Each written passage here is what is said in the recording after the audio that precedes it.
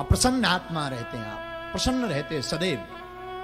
देखो, जो कन्हैया के परम धन को पा जाता वो विचार नहीं करता, रोता नहीं, रोता तो सिर्फ माधव की याद में, फिर वो हमेशा मुस्कुराता रहता।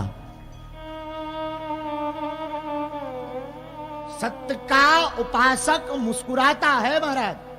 जो सत्य का उपासक होता, सत्य का पुजारी होता, वो मुस्कुराता है। और सुदामा जी के अपने जीवन के कुछ उद्देश्य थे। पहला सुदामा जी का उद्देश्य था भगवत भजन, ठाकुर का भजन, केवल गोविंद के गीत गाना। सुदामा जी का एक और उद्देश्य था संयम, संयमित जीवन था। सुदामा जी संयमित जीवन जिए। सुदामा जी का ईमानदारी पूर्वक जीवन भया। और सुदामा जी अपने संपूर्ण जीवन काल में सदाचारी रहे। सुदामा जी अपने जीवन काल में संतोषी रहे। लेकिन इनसे किसी ने पूछा कि आपका उद्देश्य क्या है? सुदामा जी का कहना, हमारा सिर्फ एक ही उद्देश्य, हम माधव के माधव हमारे रहे। ये वही सुदामा हैं जिनसे भगवान स्वयं मित्रता करते। स्वयं महाराज मित्रता की सुदामा से भगवान ने। वरना भगवान तो राजा राजसी भोग थे। जब भगवान मथुरा से गुरु आश्रम सांदीपनी में पढ़ने गए, उज्जैन में, अवंतिकापुरी में, तो उस वक्त आप रथ पर चल करके गए, पर सुदामा भी उसी आश्रम में पढ़ते थे। तो सुदामा पढ़ते थे अपनी सरल भाषा में, सरल भाव में, क्योंकि ये तो साधारण गरीब ब्राह्मण थे। एक दिन भगवान ने कहा, सुदामा हम तुमसे मित्रता करना चाहते। सुदामा ने हाथ जोड़कर कहा, कहां आपका राज वो योग, कहां आप राजाओं जैसे ठाट बाट में रहने वाले, और कहां में एक गरीब मांगने वाला ब्राह्मण। भला मित्रता तो बराबरी में होती है, ये मित्रता कहां चल पाएगी? सुदामा से भगवान बोले, अरे सुदामा, तू कहता मित्रता नहीं चल पाएगी, मित्रता मैं करना चाहता हूं, मैं वचन देता हूं कि मैं मित्रता निभा करके रहूंगा। सुदामा से कन्हैया स्वयं मित्रता करते। क्यों? विरक्ते इंद्रियार्थेषु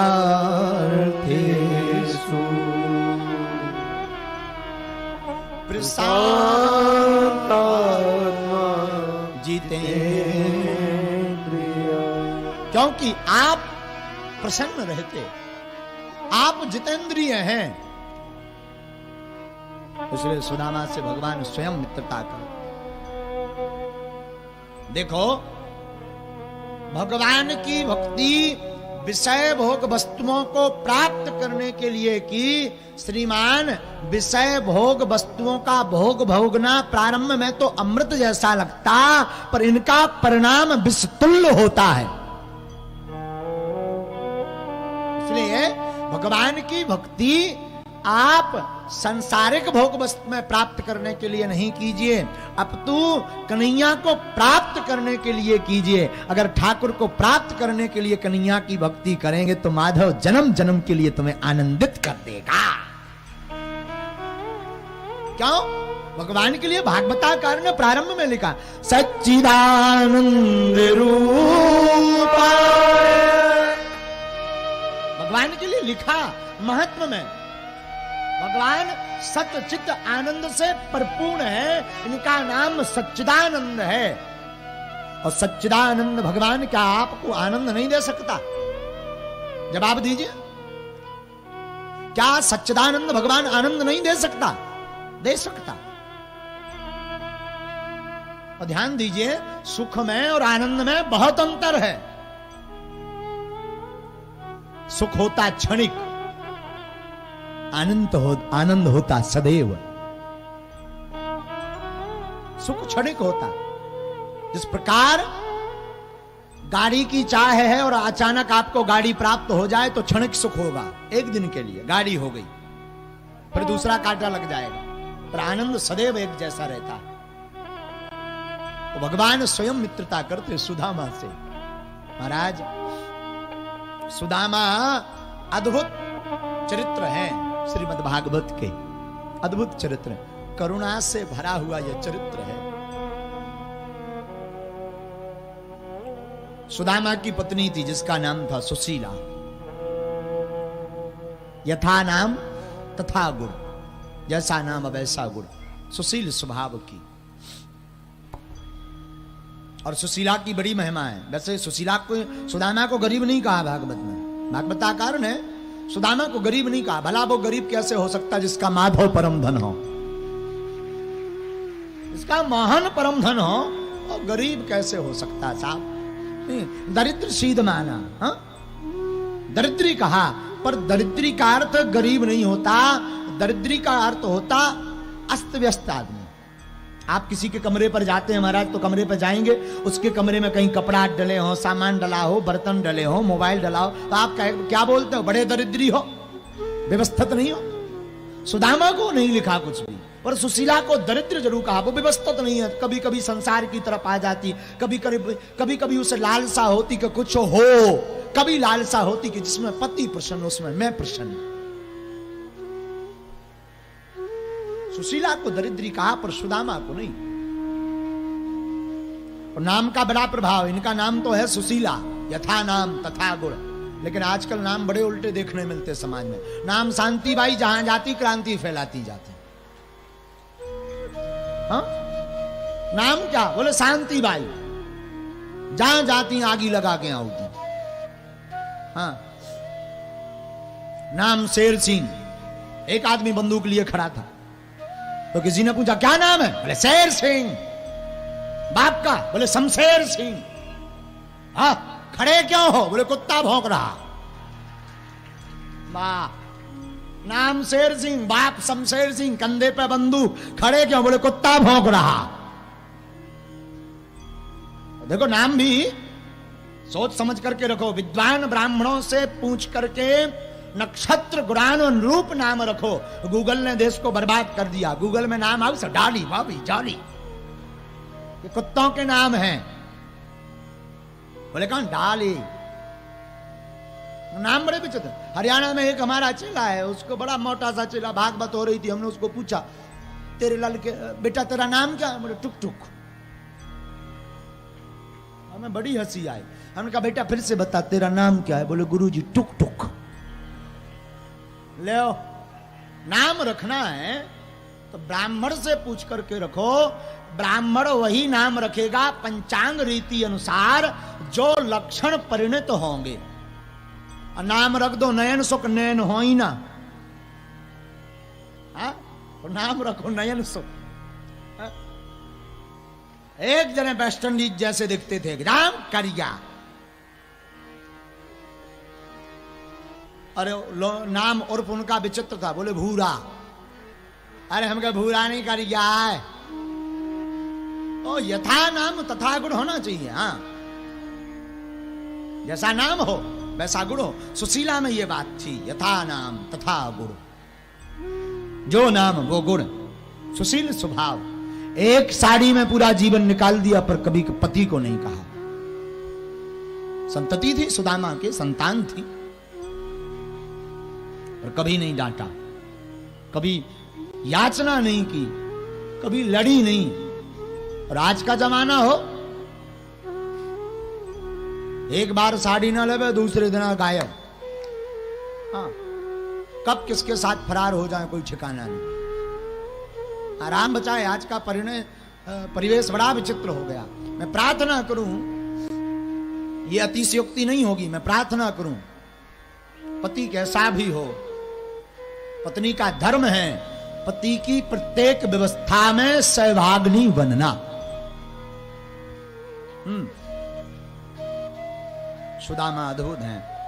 सुदामा का चरित्र अद्भुत है। सुदामा की पत्नी सुशीला है। सुदामा के पास एक धोती है, एक धोती को वो पहनते। कभी कभी ठंड के मौसम में सुदामा उसे ओढ़ लेते, प्रतिदिन शयन करते उसी धोती को ओढ़कर। पर सुदामा की आंखें हमेशा डबडबाई रही थी माधव की याद में। मोहन की याद में अपने मुख से भगवान नाम लेते रहते हैं। भगवान नाम लेते लेते सुदामा की आंख भर आती और कई बार सुदामा की जो धोती थी ना वो गीली हो जाती। भगवान की याद में रोते रोते, खूब रोते सुदामा, खूब रोते सुदामा। भगवान भी बड़ी परीक्षा लेते कभी कभी। महापुरुष की वाणी से हमने सुना,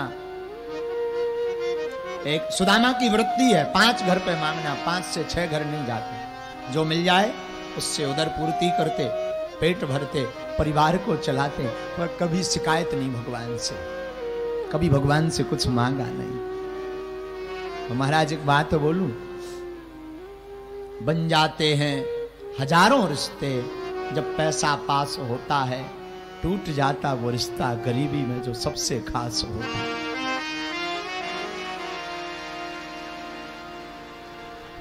लाखों रिश्ते बन जाते, आपके पास पद हो, प्रतिष्ठा हो, नाम हो, संपत्ति हो, हजारों लोग जुड़ जाते, और अगर आप गरीब हैं तो करीब का रिश्ता भी दूर का बताते हैं। कोई मंत्री बन जाए तो उसके दूर के रिश्तेदार भी बताते वो हमारे साले हैं, फलाने हैं, ठिकाने हैं, अमुक हैं। और कोई गरीब तो बताते वो दूर के थोड़ा रिश्तेदारी तो हमारी फंसती। बन जाते हजारों रिश्ते, जब पैसा पास होता है टूट जाता वो रिश्ता गरीबी में जो सबसे खास होता है। सुदामा जी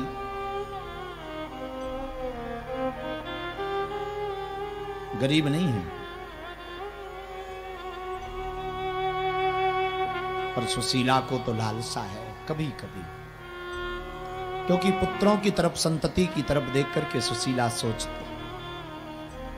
एक बार की कथा आती है, एक बार सुदामा 5 घर पर भिक्षा मांगने गए, कुछ नहीं मिला। 2 दरवाजे बंद मिले, 3 दरवाजे पर कुछ प्राप्त नहीं हुआ। वापस आए, सुशीला ने पूछा कि आज स्वामी क्या बनाए। सुदामा कहते देवी आज कुछ नहीं है। तो सुशीला कहती महाराज मैं तो रह लूंगी, आप रह लेंगे, पर बच्चे कैसे रह पाएंगे, बच्चे कैसे जी पाएंगे। सुदामा कहते देवी एक काम करो, एक बहाना बनाओ। क्या? बच्चों को कहना आज एकादशी है, झूठ बोल देना। बच्चे छोटे छोटे थे, भोजन वैसे ही उनको कम मिलता था, शरीर सूख गया। मां भूख लगी, कुछ भोजन मिलेगा क्या? सुशीला कहती बेटा आज एकादशी है, आज कुछ नहीं मिलेगा।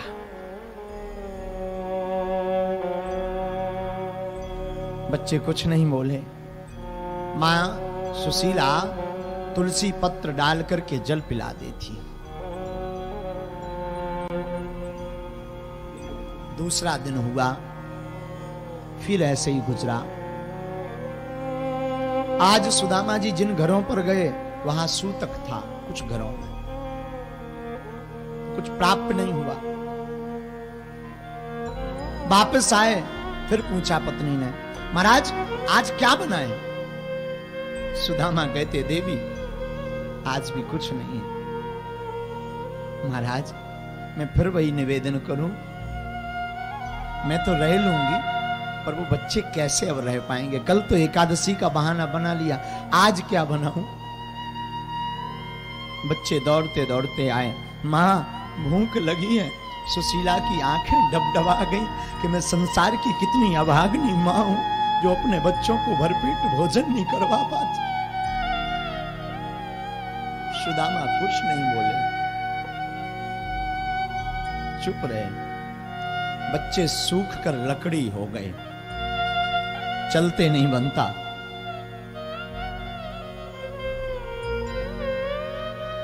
सुशीला कहती बच्चों आज एकादशी का कुछ अंश रह गया, अब कल मिलेगा प्रसाद है, आज जाओ। बच्चे कहते हैं माँ तो रोज एकादशी बना देती, अभी कुछ दिन पहले ही तो एकादशी गई, कल फिर एकादशी, आज फिर एकादशी का अंश कह दिया। सुशीला अपने आंसुओं को छिपाने लगी, यहां वहां अगल बगल देख करके फबके और आंसुओं को छिपा करके बोली बेटा हाँ आज कुछ अंश रह गया। जब कुछ ना हो ना तब भूख भी बड़ा सताती है,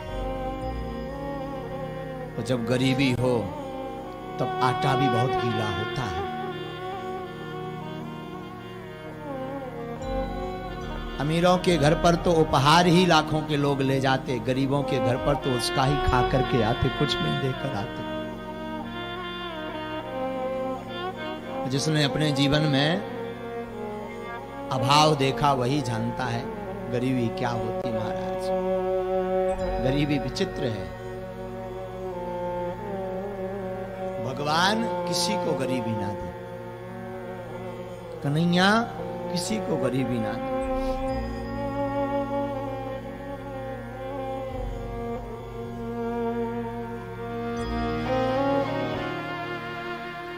आज भी हमारे भारत में लाखों ऐसे परिवार हैं जो भूखे सो जाते हैं।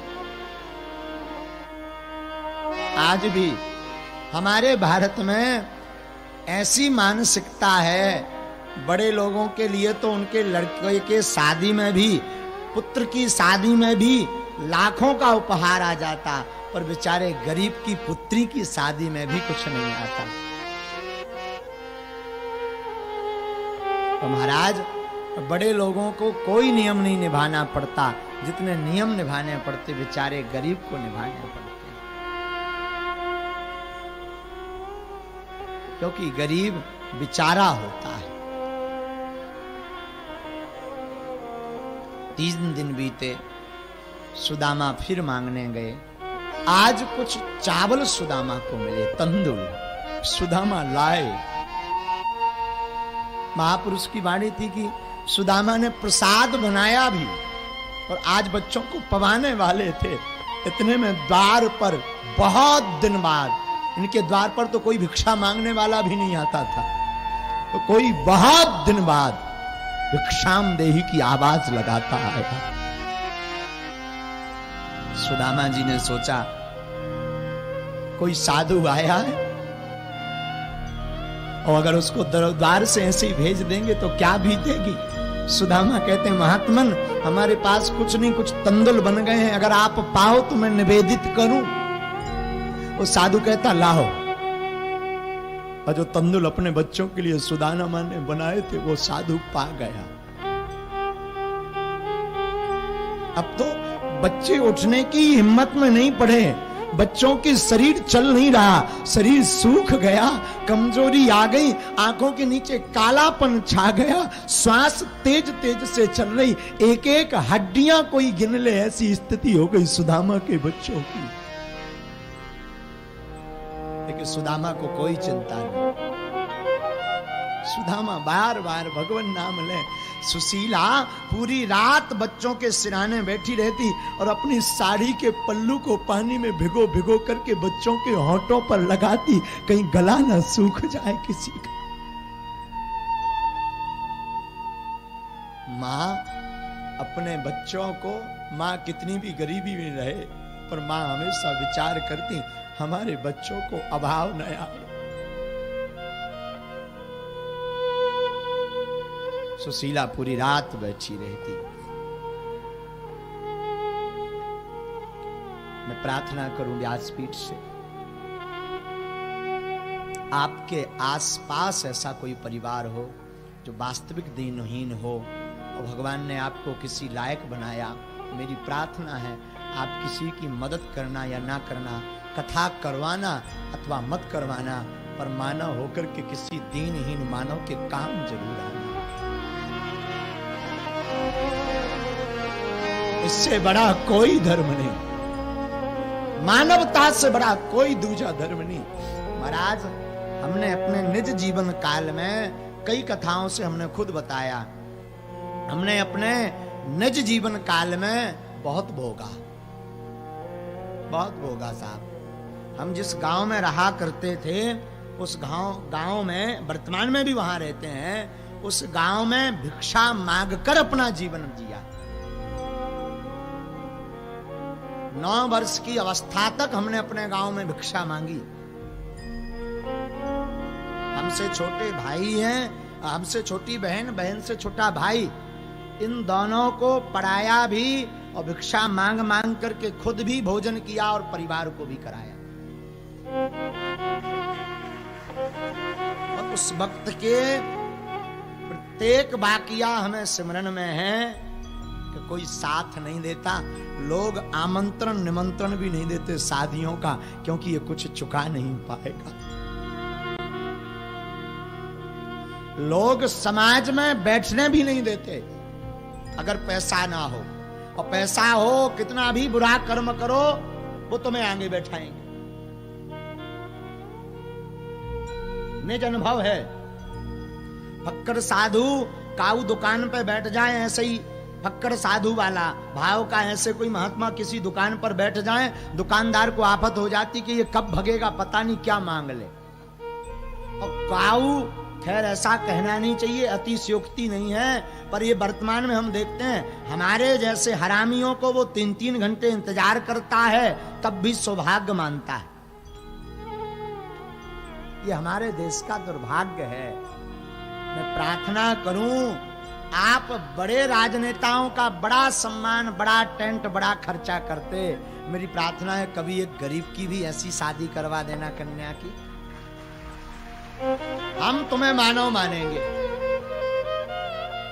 कोई भूखा हो उसे भोजन करवाओ, किसी गरीब है, कन्या है तो उस कन्या का विवाह करवाओ। लेकिन राजनीति के नाम पर तुम लाखों खर्च कर देते बैनर और होर्डिंग और पंपलेट में, और उसमें गौरव मानते, और किसी को 2 रुपए का सहयोग कर देते तो बड़ा उपकार कर देते मानो, और बड़ी प्रशंसा प्राप्त भी कर जाते, तब भी नहीं अघाते।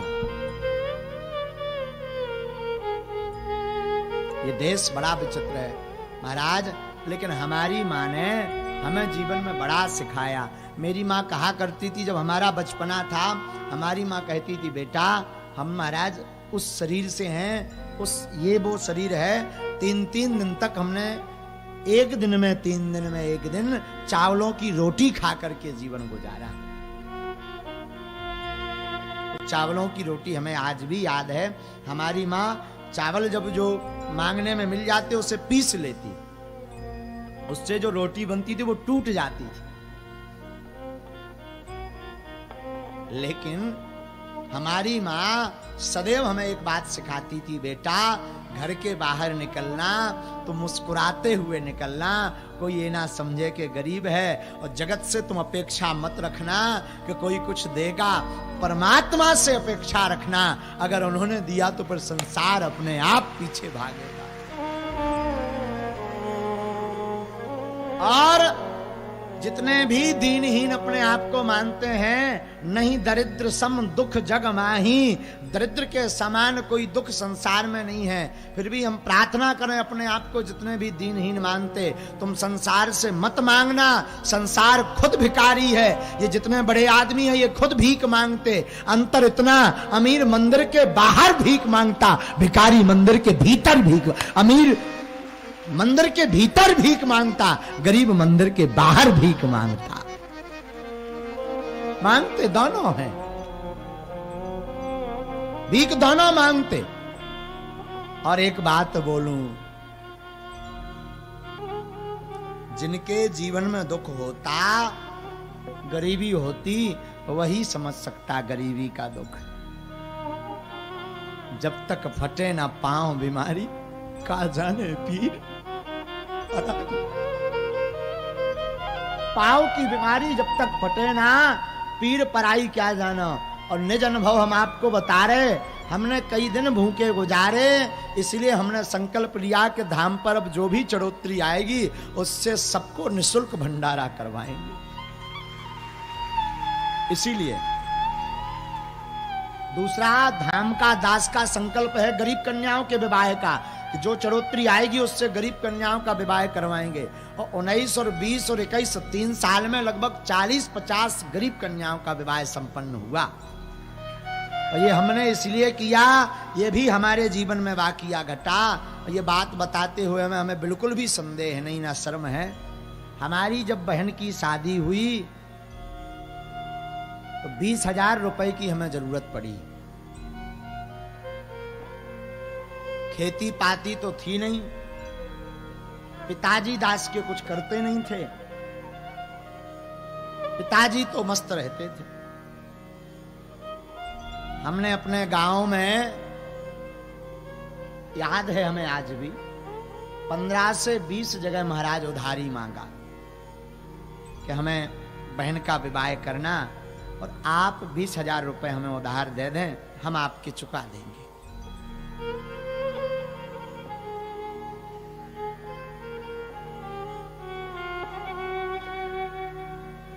लोग इसलिए उधार नहीं दिए कि ये गरीब है और चुका नहीं पाएगा, देगा कहां से। शादी की तारीख 2 बार दास को कैंसिल करनी। जहां शादी तय हुई थी बहन की, वो परिवार अच्छा था, चौराहा ब्राह्मण थे। हमने निवेदन किया कि व्यवस्था नहीं बन पा रही, अब कुछ रुक करके दिनों में हमें समय दे दिया जाए। वो अच्छे ब्राह्मण थे, उन्होंने कह दिया कि जो बहन के ससुर थे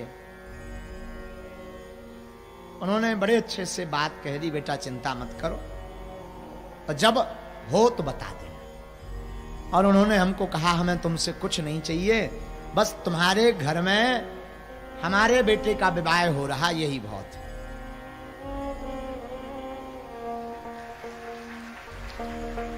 हमें बड़ी खुशी भई, पर 20,000 रुपए की जरूरत पड़ी।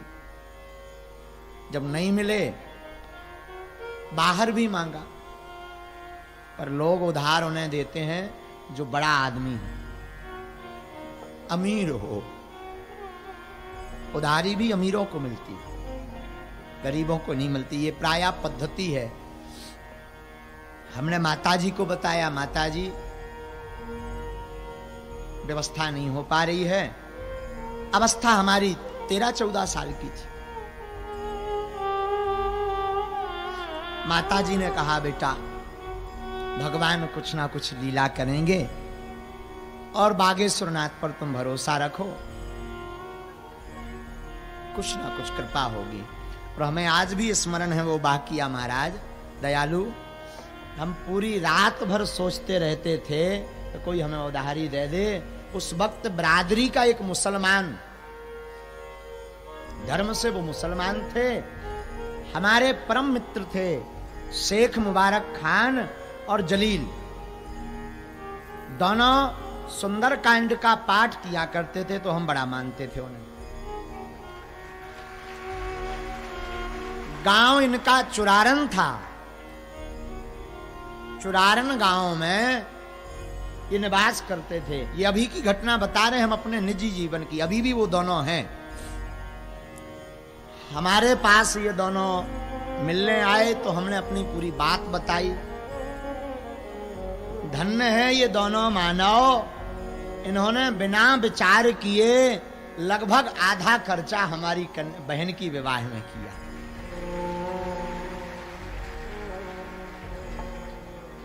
और उसी दिन हमने बालाजी के सन्मुख प्रण ले लिया था कि कालांतर में हे बालाजी, कभी इस दास पर किंचित मात्र भी आपकी ऐसी दया हुई जिससे जगत की कुछ व्यवस्था बन सके, तो हम प्रण लेते हैं जो भी संपत्ति आएगी उससे हम गरीब बेटियों का विवाह करेंगे, ताकि जिससे जो हमने भोगा वो संकट कोई बेचारा गरीब भाई या पिता ना भोगे।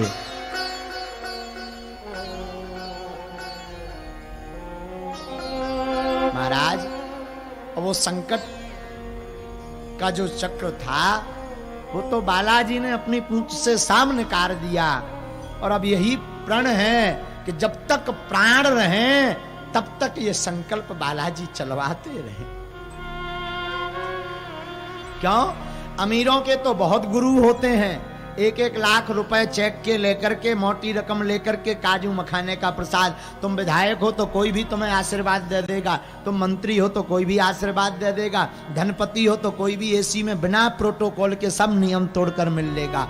इन विचारों का कौन है जिनको पास 2 रुपया चढ़ाने के लिए नहीं है?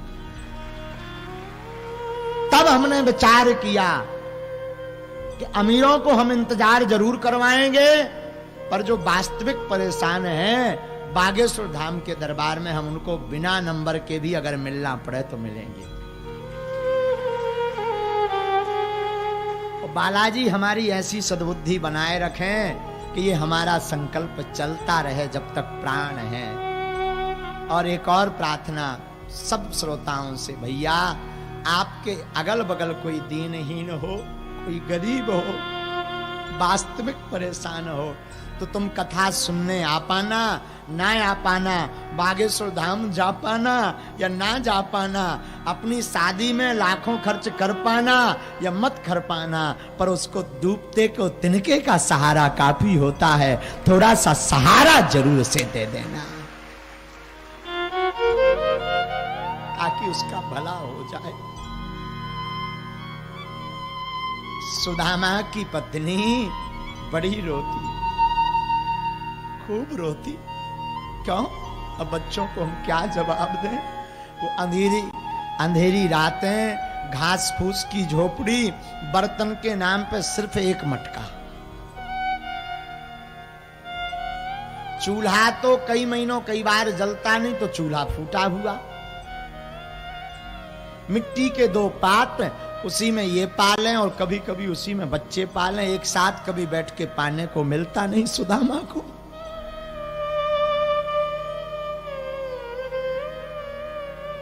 सुशीला बार बार मंथन करे। एक बात और, कई लोग कहते सुदामा ने भगवान के साथ छल किया इसलिए भोगना पड़ा। हम कहते सुदामा जैसा मित्र द्वारकाधीश को ना आज तक मिला, ना हुआ, ना होगा।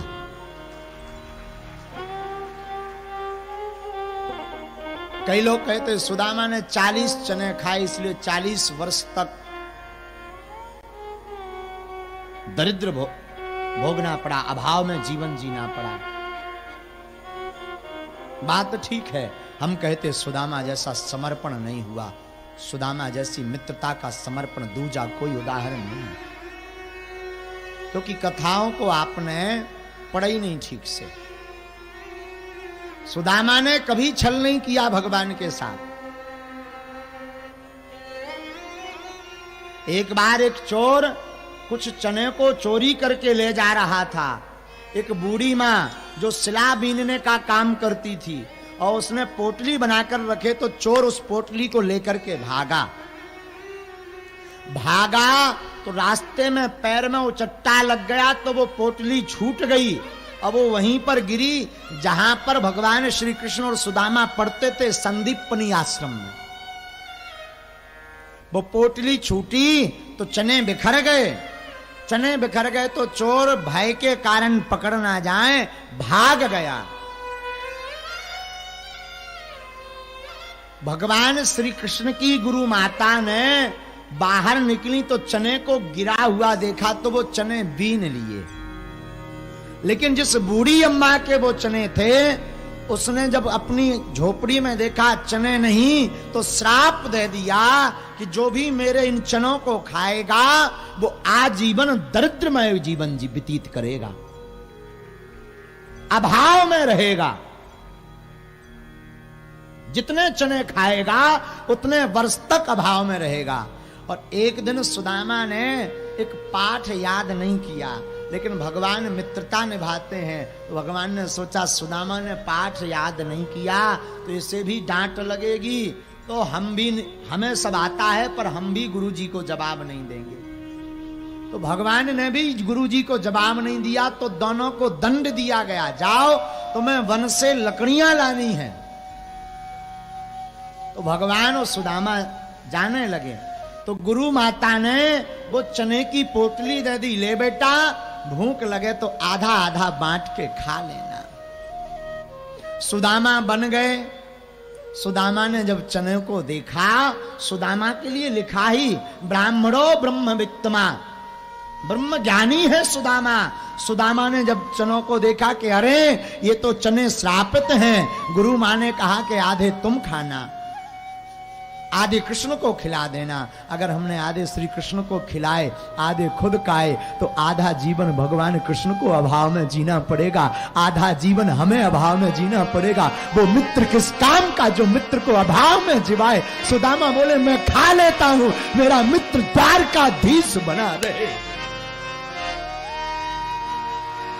राजा रहे।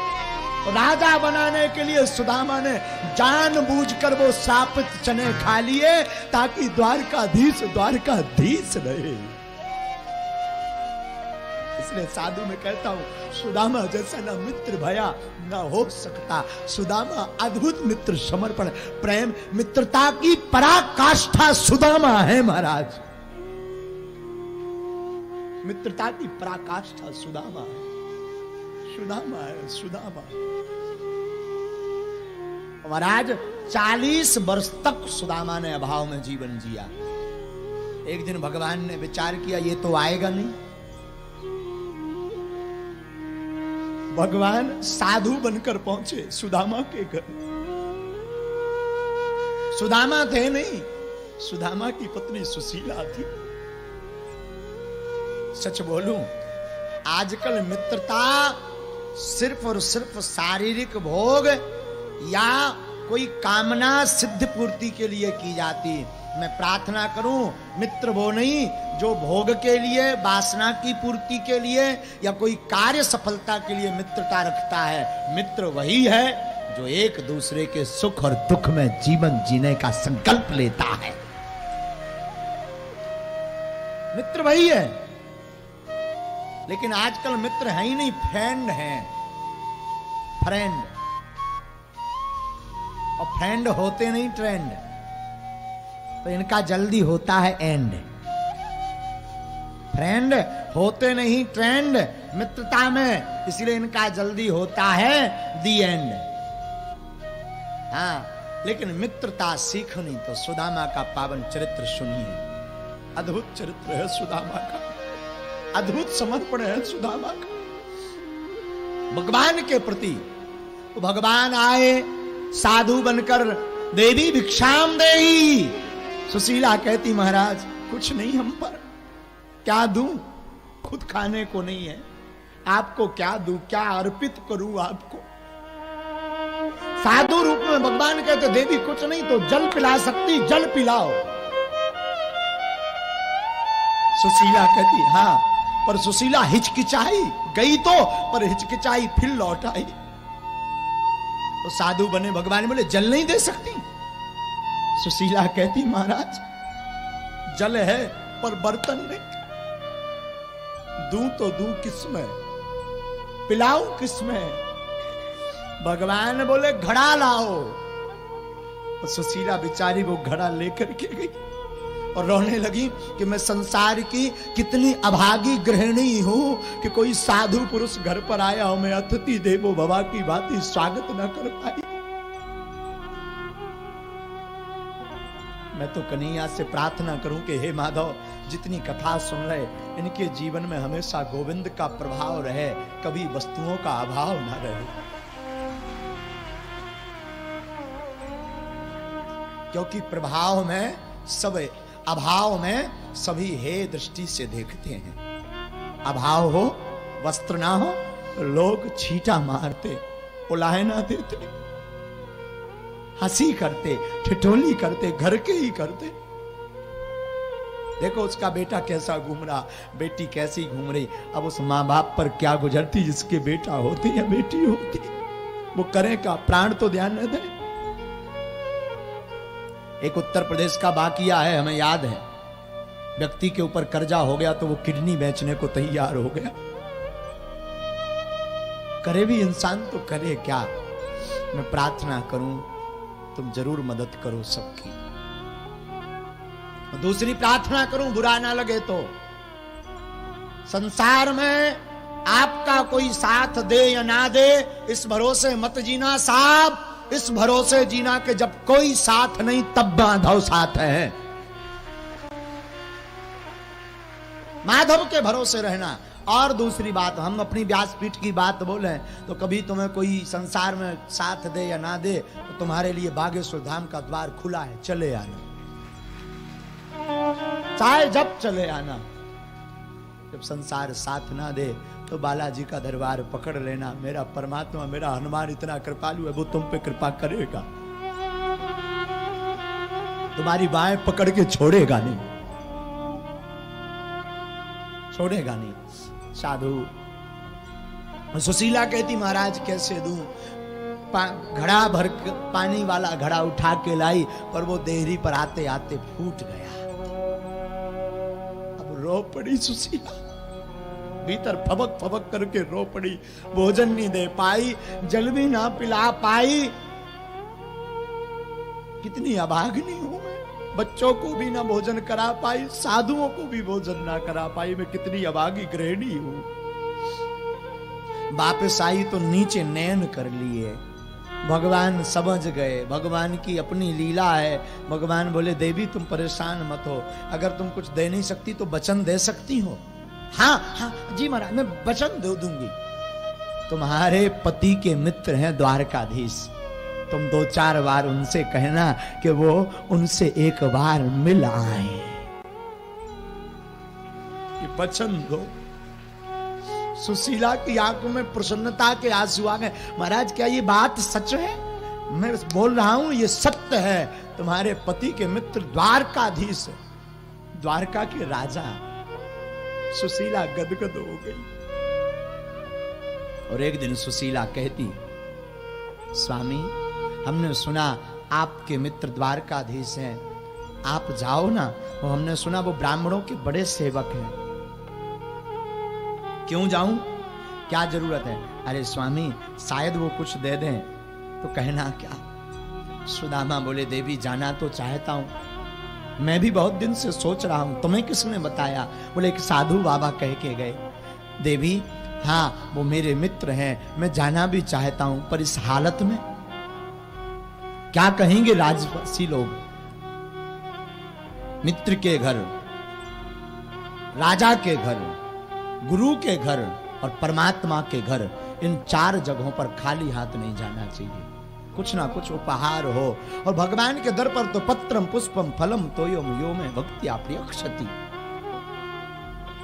कुछ ना हो तो पत्र हो, पुष्प हो, फूल हो, फल हो, लेकर जाना चाहिए। सुशीला कहती चिंता मत करो, मैं कुछ उपहार लाती हूं। सुशीला पड़ोस से चावल मांगती और 3 घरों से अलग अलग मुट्ठी में तंदुल मांगती और अपनी साड़ी के पल्लू को फाड़कर बांधती, पोटली बनाती। 3 जगह के घर से मांगने का तात्पर्य है भगवान स्तुति देख के समझ जाएं कि किसी घर के टूटे, किसी घर के सीधे, मतलब अपने नहीं है, किसी दूसरे के हैं। मांगती, पोटली बनाती। स्वामी जाओ और भगवान से कुछ कहना तो नहीं? हाँ हाँ मेरी एक बात कहना। क्या? बोले भगवान मिले तो कहना 1 मास 2 पाख में 2 एकादशी हो, सो प्रभु दीन दयालु ने नित्य प्रतिदीन मो। कहना नाथ 1 महीने में 2 पक्ष होते, 2 पक्ष में 2 एकादशी होती, पर आपने हमें रोज एकादशी दे रखी। इतना कह देना, इतना कह देना। सुदामा गए भगवान से मिलने। आओ हम भी कन्हैया से मिलने बैठे बैठे चलते हैं। दूर न गिरी बड़ी दूर न गिरी कान्हा, दूर न गिरी बड़ी दूर न गिरी कान्हा, दूर न गिरी बड़ी दूर न गिरी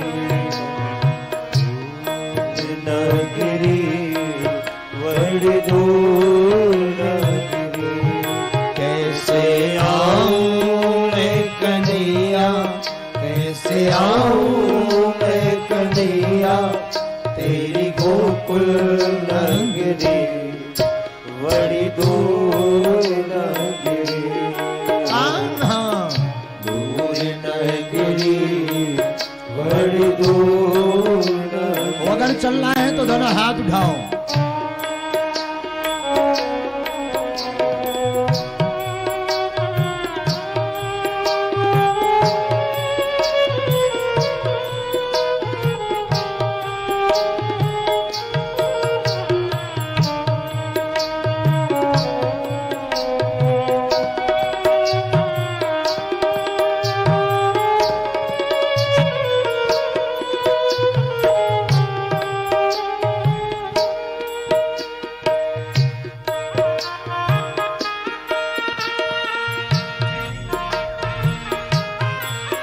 सखियां कहती कन्हैया ओ